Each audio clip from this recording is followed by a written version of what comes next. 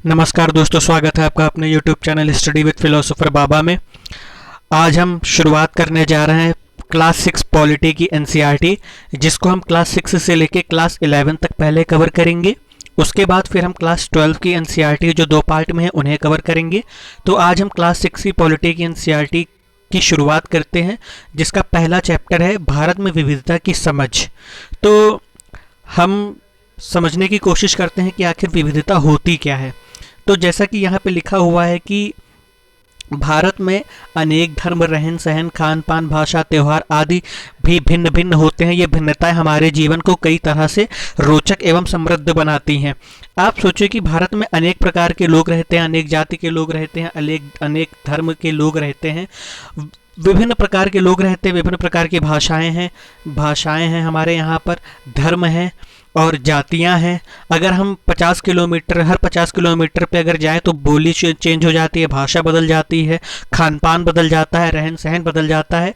तो ये हमारे यहाँ विविधता का प्रतीक है। अगर कोई विदेशी नागरिक भारत में आए तो वो ये सोचेगा कि भारत में इतनी विविधता होने के बावजूद भी यहाँ पर लोग एक साथ कैसे रह पाते हैं और कैसे उनके बीच दंगे नहीं हो पाते हैं और कैसे उनके बीच सौहार्द और भाईचारे की भावना विकसित हुई है और कैसे बनी हुई है। तो वो इस बात को नहीं समझ पाते।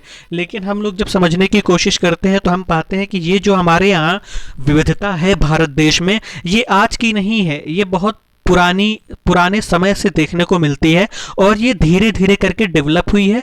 जैसा कि हम आगे समझने की कोशिश करेंगे कि ये विविधता कैसे डेवलप हुई है हमारी कंट्री में। तो आइए चलते हैं, हम सेशन की शुरुआत करते हैं। तो यहाँ पर लिखा हुआ है कि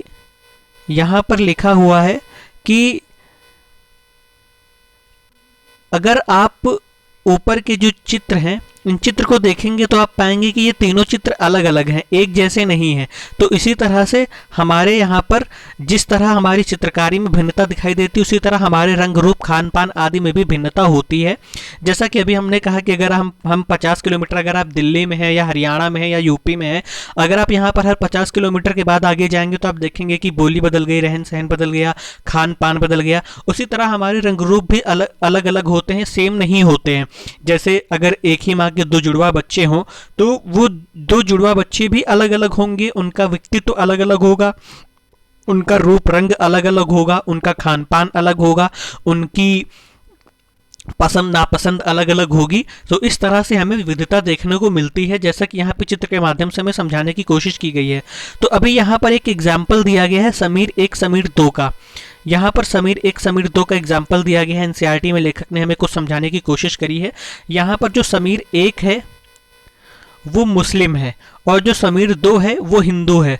तो समीर 1 जो है मुस्लिम है, वो गरीब समुदाय से आता है, गरीब परिवार से आता है। तो उसको रोजी रोटी कमाने के लिए वो अखबार बेचता है। तो एक दिन वो अखबार बेचने के लिए निकलता है तो उसकी मुलाकात समीर 2 से होती है, जो कि उससे अखबार खरीदता है।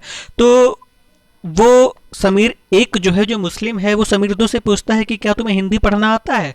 तो समीर 2 कहता है कि हाँ, मुझे स्कूल में सभी सब्जेक्ट के साथ साथ मुझे हिंदी भी पढ़ाई गई है, इसलिए मुझे हिंदी समझना आता है। तो समीर 1 कहता है कि सब्जेक्ट, क्योंकि समीर 1 जो मुस्लिम है वो कभी स्कूल गया ही नहीं, तो उसे पता नहीं कि विषय क्या होते हैं और स्कूल क्या होता है, लैंग्वेजेस क्या होती हैं। तो उसे केवल एक ही भाषा का ज्ञान था कि केवल हिंदी भाषा होती है, क्योंकि वो उसी का अखबार ही बेचता था। तो इस तरह से यहाँ पे हम देख सकते हैं कि खान पान, पहनावा, धर्म, भाषा आदि की ये भिन्नताएं विविधता की एक पहलू हैं। अगर आप किसी टी स्टॉल पर जाए, अगर आप दिल्ली जैसे शहर में यूपीएससी की प्रिपरेशन कर रहे हैं तो आप जरूर टी स्टॉल पर तो जाते ही होंगे। अब आप बात करेंगे कि क्या सर आप भी टी स्टॉल की बात करके चाय की याद दिला रहे हैं, और मौसम भी इस समय कुछ ठंडा है तो चाय की बात। लेकिन जब आप टी स्टॉल पर जाते हैं तो वहाँ पे देखते हैं कि वहाँ पे एक ही तरह के लोग नहीं होते हैं, वहाँ पे विभिन्न विभिन्न धर्म समुदायों के लोग आते हैं, चाय पीते हैं और आप आपस में डिस्कस करते हैं यूपीएससी को लेके, देश को लेके, और कई सारे मुद्दों का आप एनालिटिकल विश्लेषण भी करते हैं। तो इस तरह से हम विविधता को देख सकते हैं कि खान पान, पहनावा, धर्म, भाषा आदि की भिन्नता विविधता के पहलू हैं। लेकिन अगर हम समीर 1 और समीर 2 के बीच में बात करें तो समीर 1 गरीब परिवार से बिलोंग करता है, उसके पास संसाधन नहीं है कि वो स्कूल जा सके, इसलिए वो अखबार बेच के रोजी रोटी चलाता है। समीर 2 के पास संसाधन है और वो संसाधन होने के साथ साथ उसका उपयोग कर पाता है, स्कूल जा पाता है, पढ़ाई कर पाता है। तो यहाँ पर वही चीज़ लेखक ने समझाने की कोशिश करी है कि यहाँ पर गैर बराबरी का मतलब है कि कुछ लोगों के पास ना तो अवसर है और ना ही ज़मीन या पैसे जैसे संसाधन जो दूसरे के पास हैं, इसलिए गरीबी और अमीरी विविधता का रूप नहीं है, यह लोगों के बीच मौजूद असमानता यानी गैर बराबरी है। यानी कि अगर हम अमीरी और गरीबी की बात करें तो हम इसे विविधता के अंदर नहीं ला पाएंगे। क्यों? क्योंकि ये असमानता है, ये हमारे समाज में असमानता का प्रतीक है, इसलिए हम इसे विविधता के क्षेत्र में नहीं ला सकते और विविधता के पहलू में ये आएगा भी नहीं। अब आगे चर्चा की गई है जाति व्यवस्था के बारे में। तो जाति व्यवस्था भी एक प्रकार की असमानता है और इसका एक उदाहरण है। इस व्यवस्था में समाज में अलग अलग समूहों को बांटा गया है। इस बंटवारे का आधार था कि लोग किस तरह का काम करते हैं और लोग जिस जाति में पैदा होते थे उसे बदल नहीं सकते थे। उदाहरण के लिए अगर हम एग्जाम्पल देखें तो एग्जाम्पल के लिए कि अगर आप कुम्हार के घर में पैदा हुए हैं तो आपकी जाति कुम्हार की होती है और आप बस वही बन सकते थे। कोई व्यक्ति जाति से जुड़ा अपना पेशा भी नहीं बदल सकता था, इसलिए उस ज्ञान के अलावा किसी अन्य ज्ञान को हासिल करना जरूरी नहीं समझा जाता था। इससे गैर बराबरी पैदा हुई और हम इसे अगले अध्याय में भी पढ़ेंगे जिस चैप्टर का नाम है भारत में विविधता एवं भेदभाव। लेकिन हम यहाँ पे जाति जो कास्ट डिस्क्रिमिनेशन उसे समझेंगे। तो ये एक सीढ़ी बनाई गई थी हमारे यहाँ पे। यहाँ टॉप पे थे ब्राह्मण, सेकंड पे थे क्षत्रिय, फिर थे वैश्य, फिर थे शूद्र। ब्राह्मण का काम होता था, इन्हें माना जाता था कि ये भगवान के सबसे करीबी है और ये टीचर होते थे, वेदों का पठन पाठन करते थे। दूसरे में जो क्षत्रिय आते थे, ये क्षत्रिय वर्ण के लोग युद्ध कौशल कला कौशल में माहिर होते थे, तो युद्ध करते थे। तीसरे जो थे वैश्य से आते थे, जो बिजनेस करते थे या किसानी से रिलेटेड काम करते थे। चौथे आते थे शूद्र जो कि सेवा करते थे इन अपर कास्ट लोगों की, इन तीनों लोगों की। तो ये जो पहले के वैश्य थे जो आज का टॉप बिजनेस क्लास है, ये आज कैसा संभव हो पाया है कि आज जो वैश्य है वो वैश्य समुदाय ना रहकर आज टॉप की बिजनेस क्लास की इस कैटेगरी में आता है और लोग उनका सम्मान करते हैं। ये हो पाया है हमारे एक महत्वपूर्ण दस्तावेज की वजह से जिसका नाम है संविधान। संविधान में आता है एक मौलिक अधिकार, फंडामेंटल राइट, जिसे एफआर कहते हैं, मौलिक अधिकार। तो इस मौलिक अधिकार ने आज इस डिस्क्रिमिनेशन को मिटा दिया है। वरना पहले क्या होता था कि अगर आप ब्राह्मण परिवार में पैदा हुए हैं और अगर आप में युद्ध लड़ने की क्षमता है तो आप युद्ध नहीं करने जा सकते थे, क्योंकि आप ब्राह्मण परिवार में पैदा हुए हैं तो आप सिर्फ वेदों का पाठ कर सकते थे, वेदों की शिक्षा दे सकते थे, बस। इसी तरह अगर आप वैश्य परिवार में पैदा हुए हैं और आपके अंदर क्षमता है कि आप टीचर बन सके और लोगों को वेदों का ज्ञान करा सके, तो आप उस समय पे ये पॉसिबिलिटी थी ही नहीं कि आप अपने वर्ण का काम छोड़कर दूसरे वर्ण का काम करो। तो हमारे यहाँ पर जब संविधान निर्माताओं ने संविधान का निर्माण किया तो उन्होंने इस चीज़ पर ध्यान दिया और उन्होंने मौलिक अधिकार दिए और उन्होंने कहा कि किसी भी जाति धर्म लिंग का कोई भी व्यक्ति कुछ भी कर सकता है इस देश के अंदर। तो इस तरह से जो आज हम परिस्थितियां देखने को पाते हैं वो हमारे संविधान की देन है, मौलिक अधिकारों की देन है। और पांचवा वर्ण होता था इसी कास्ट डिस्क्रिमिनेशन में, जिसे हम अछूत वर्ग कहते थे। लोग कहते थे कि ये अछूत है, इन्हें छुआ नहीं जा सकता है, ये हम लोगों से नीचे आते हैं, ये मैला ढोने का काम करते हैं, इसलिए इस कारण से उन्हें डिस्क्रिमिनेट किया जाता था। तो इसके लिए हमारे संविधान निर्माताओं ने मौलिक अधिकार के अंदर आर्टिकल 17 लाया जिससे अस्पृश्यता का अंत किया गया, आर्टिकल 18 आया जिससे उपाधियों का अंत किया गया, आर्टिकल 25 आया। इस तरह से हमारे संविधान निर्माताओं ने मौलिक अधिकार को ला करके इस डिस्क्रिमिनेशन को खत्म कर दिया। लेकिन हालांकि अगर हम अभी भी देखें तो हम पाएंगे कि हमारे यहाँ पे अभी भी जाति असमानता देखने को मिलती है। अब हम बात करते हैं कि भारत में विविधता आई कैसे। तो भारत विविधताओं का देश है। हम विभिन्न भाषाएं बोलते हैं, विभिन्न प्रकार का खाना खाते हैं, अलग अलग त्यौहार मनाते हैं और भिन्न भिन्न धर्मों का पालन करते हैं। लेकिन गहराई से सोचे तो वास्तव में हम एक ही तरह के चीज़ें करते हैं, केवल हमारे करने के तरीके अलग हैं। अब हम यहाँ पर बात करते हैं कि लेखक हमें समझाने की कोशिश क्या कर रहे हैं। लेखक यहाँ पे बताने की कोशिश कर रहे हैं कि जैसे हम हिंदू धर्म में हैं या मुस्लिम धर्म के लोग हैं या सिख ईसाई धर्म के लोग हैं, तो हिंदू धर्म में क्या होता है, मंदिर जाते हैं, भगवान की पूजा करते हैं, स्वार्थ के वशीभूत होकर भगवान की पूजा करते हैं कि भगवान अगर आपने मेरी ये मनोकामना पूरी कर दी तो मैं ये कर दूंगा, ये कर दूंगी। तो इस तरह से मुस्लिम्स में क्या होता है कि वो अपनी अल्लाह की इबादत करते हैं, और सिख में क्या होता है वो गुरु नानक की इबादत करते हैं, ईसाई में ईसा मसीह को पूजा जाता है। तो इस तरह से कोई हिंदू धर्म में हाथ जोड़ता है, मुस्लिम धर्म में सर झुकाता है। तो इस तरह की बातें तो अगर हम ओवरऑल सार निकालें, कंक्लूजन निकालें, तो देखें कि चीज़ें एक ही हैं। अल्लाह की इबादत, भगवान की इबादत करना का तरीका अलग अलग हो गया है, बाकी चीज़ें एक ही हैं। तो वही हमें लेखक समझाने की कोशिश कर रहे हैं कि यहाँ पर चीज़ें एक है, बस तरीके उनके करने के अलग अलग हैं। तो ये चीज़ है। तो अब हम बात करते हैं कि हम विविधता को समझे कैसे।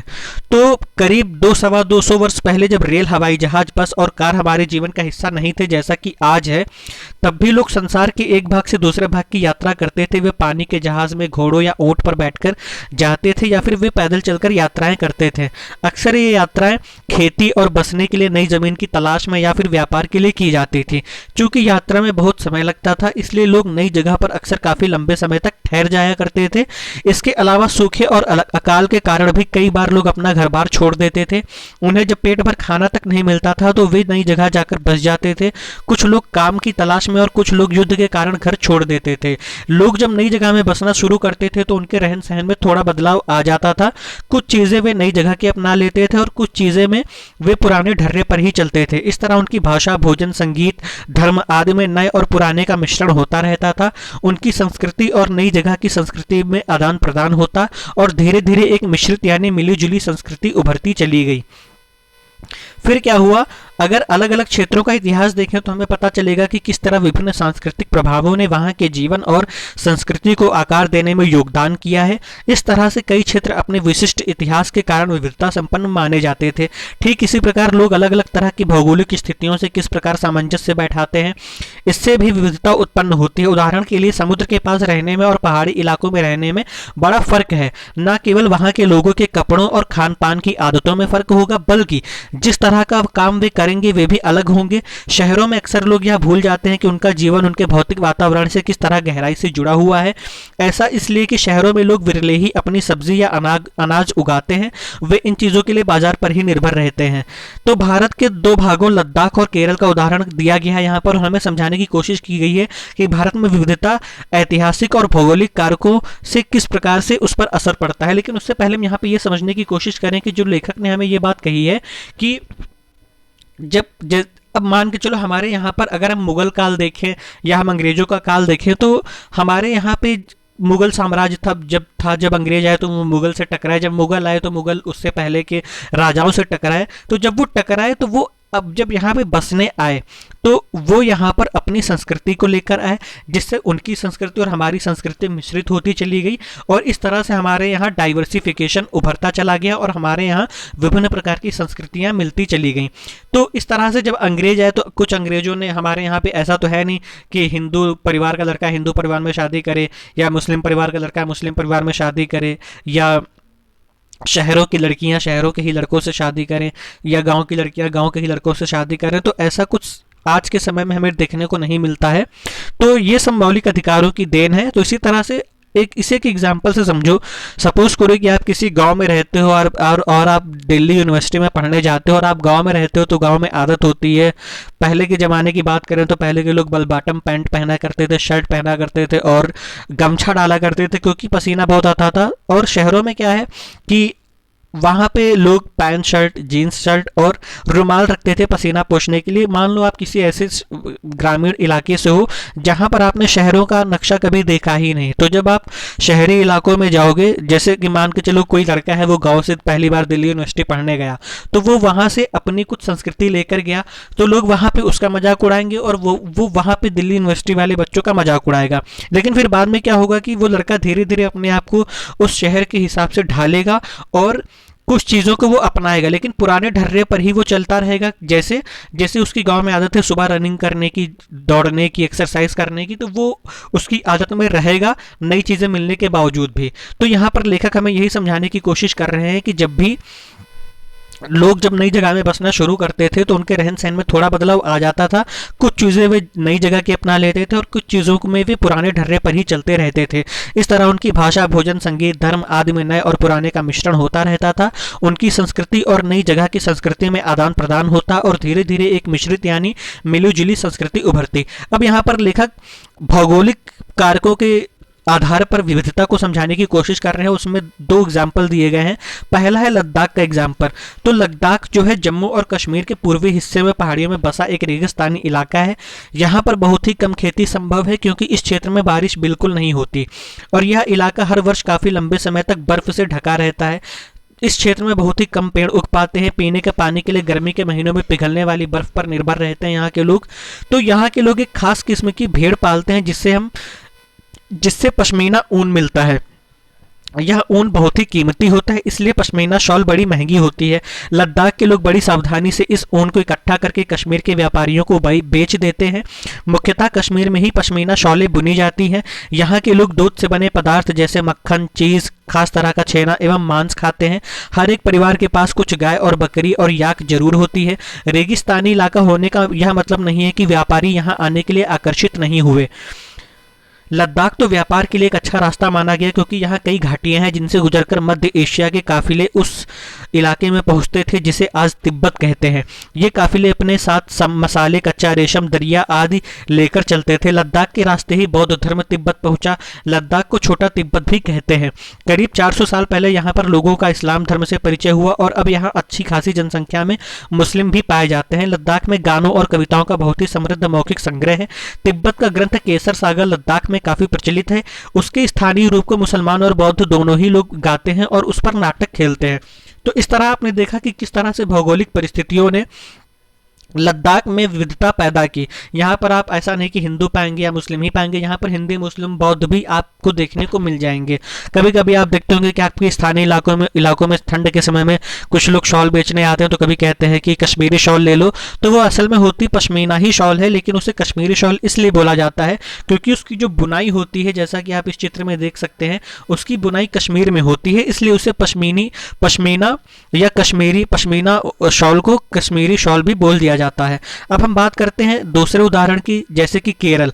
तो भारत के दक्षिण पश्चिमी कोने में बसा हुआ राज्य, यह एक तरफ समुद्र से घिरा हुआ है और दूसरी तरफ पहाड़ियों से। इन पहाड़ियों पर विविध प्रकार के मसाले जैसे काली मिर्च, लौंग, इलायची आदि उगाए जाते हैं।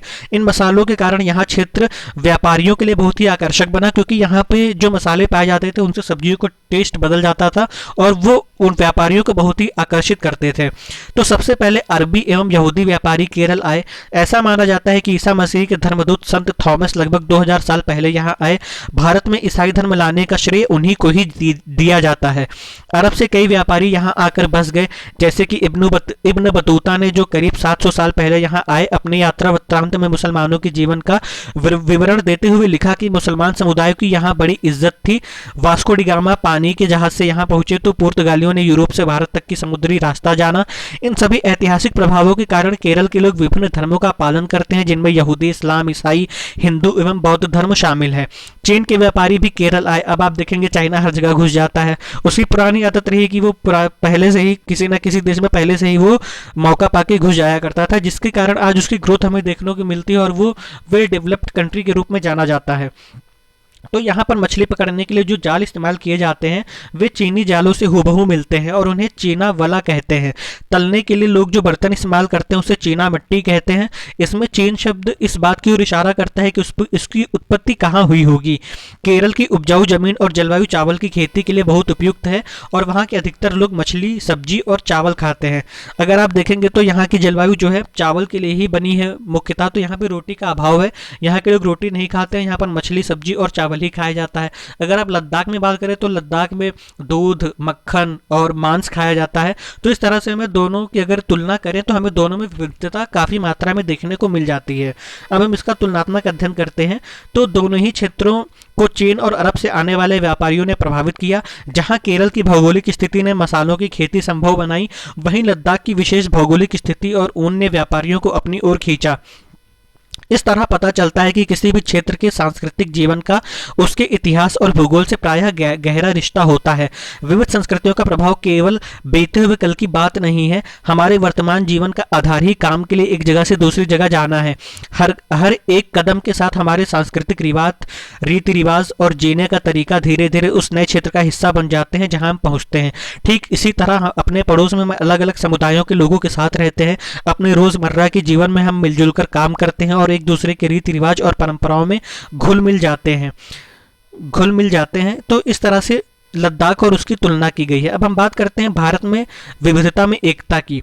तो भारत की विविधता या अनेकता को उसकी ताकत का स्रोत माना गया है हमेशा से। जब अंग्रेजों का भारत पर राज था तो विभिन्न धर्म, भाषा और क्षेत्र की महिलाओं और पुरुषों ने अंग्रेजों के खिलाफ मिलकर लड़ाई लड़ी थी। भारत के स्वतंत्रता संग्राम में अलग अलग परिवेशों के लोग शामिल थे। उन्होंने एकजुट होकर आंदोलन किया, इकट्ठे जेल गए और अंग्रेजों का अलग अलग तरीकों से विरोध किया। अंग्रेजों ने सोचा था कि वे भारत के लोगों में फूट डाल सकते हैं क्योंकि उनमें काफ़ी विविधताएं हैं और इस तरह उनका राज पता चलता रहेगा, मगर लोगों ने दिखला दिया कि वे एक दूसरे से चाहे कितने ही भिन्न क्यों ना हो, अंग्रेजों के खिलाफ लड़ी जाने वाली लड़ाई में वे सब एक साथ थे।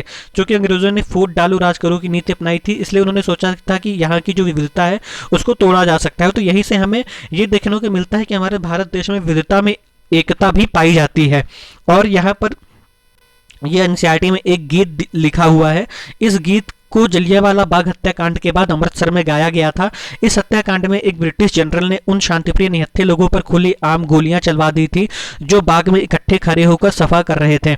इसमें बहुत लोगों की जानें गई और उससे भी ज्यादा घायल हुए। महिला, पुरुष, हिंदू, मुसलमान एवं सिख कितने सारे लोग थे जो अंग्रेजों की पक्षपातपूर्ण नीति का विरोध करने के लिए जमा हुए थे। यह गीत उन्हीं शहीदों की याद में गाया गया था। स्वतंत्रता संग्राम के दौरान उभरे गीत और चिन्ह विविधता के प्रति हमारा विश्वास बनाए रखते हैं और स्वतंत्रता संग्राम के दौरान ही भारत के झंडे की परिकल्पना भी की गई थी। इस झंडे को सारे भारत में लोगों ने अंग्रेजों के खिलाफ इस्तेमाल भी किया था। जवाहरलाल नेहरू ने अपनी किताब भारत की खोज में लिखा हुआ है कि भारतीय एकता कोई बाहर से थोपी हुई चीज नहीं है, बल्कि यह बहुत ही गहरी है, जिसके अंदर अलग अलग तरह के विश्वास और प्रथाओं को स्वीकार करने की भावना है। इसमें विविधता को पहचानना और प्रोत्साहित किया जाता है। यह नेहरू ही थे जिन्होंने भारत की विविधता को वर्णन करते हुए अनेकता में एकता का विचार हमें दिया। अगर आपसे कभी कोई क्वेश्चन में पूछ ले कि भारत में सबसे पहले अनेकता में एकता का विचार किसने दिया, तो वो जवाहरलाल नेहरू ने अपनी पुस्तक भारत की खोज में दी थी। तो इस तरह से हमारा पहला चैप्टर भारत में विविधता की समझ यहीं पर समाप्त होता है, जिसमें हमने देखा कि किस प्रकार से भारत में विविधता उत्पन्न हुई, कैसे यहाँ पे विभिन्न प्रकार के जाति, समुदाय, धर्म के लोग यहाँ पर आकर बसे, कैसे यहाँ पर लोगों ने उन्नति किया। हमने भौगोलिक ऐतिहासिक कारणों के थ्रू हमने विविधता को समझने की कोशिश की ही की, साथ में हमने भौगोलिक कारणों से भी, भौगोलिक कारकों से भी विविधता को समझने की कोशिश करी है, जिसमें लद्दाख और केरल के उदाहरण से हमने आपस में तुलना करके जाना और हमने ये भी जानने की कोशिश करी कि हमारे यहाँ विविधता में एकता की भावना कैसे थी, वो शुरू से थी या बाद में आई। तो हमने ये जाना कि ये पहले से ही विद्यमान थी। अंग्रेजों ने फूट डालो राज करो नीति के तहत यहाँ पर फूट डालने की कोशिश की, लेकिन यहाँ के लोगों ने दिखा दिया कि हम विविध होते हुए भी एक हैं। तो इस तरह से अनेकता में एकता का विचार जवाहरलाल नेहरू ने अपनी पुस्तक भारत की खोज में दिया। तो अब हम मिलेंगे अगले लेक्चर में, जिसका अगले लेसन के साथ में, जिसका नाम है भारत में विविधता एवं भेदभाव। तो उसमें हम जाति व्यवस्था और लड़के लड़की के मध्य भेदभाव कैसे उपजा, हम इसके बारे में जानने की कोशिश करेंगे अगले लेसन में। तो मिलते हैं अगले लेसन में, तब तक के लिए धन्यवाद।